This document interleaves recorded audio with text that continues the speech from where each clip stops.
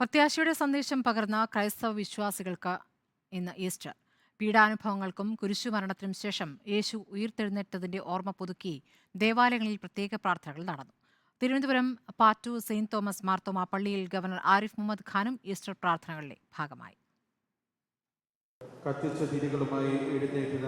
പീഡാനുഭവത്തിനും കുരിശുമരണത്തിനും ശേഷം ലോകത്തിന്റെ പ്രത്യാശ.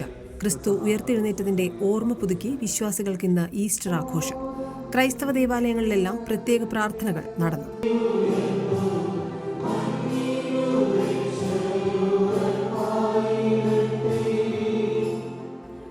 തിരുവനന്തപുരത്ത് ഗവർണർ ആരിഫ് മുഹമ്മദ് ഖാനും ദേവാലയങ്ങളിലെത്തി പ്രാർത്ഥനയുടെ ഭാഗമായി.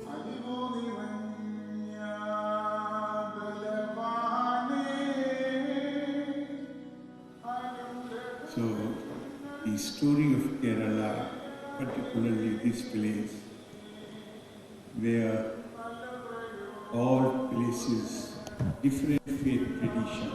തെരഞ്ഞെടുപ്പ് കാലം കൂടിയായതിനാൽ സ്ഥാനാർത്ഥികളുടെ സാന്നിധ്യം പള്ളിയിലെ പ്രാർത്ഥനാ ചടങ്ങുകളിലും ഈസ്റ്റർ ആഘോഷങ്ങളിലും സജീവമായിരുന്നു. വിശുദ്ധ നാളിന്റെ ഭാഗമായി വിശ്വാസി സമൂഹം എടുത്ത 50 ദിവസത്തെ നോൻപുകൾക്കാണ് ഇന്നത്തെ ദിവസത്തോടെ പരിസമാപ്തിയായത്. ആയിരക്കണക്കിന് വിശ്വാസികളാണ് വിവിധ പള്ളികളിൽ പ്രാർത്ഥനകളുടെ ഭാഗമായത്. റിപ്പോർട്ട് തിരുവനന്തപുരം.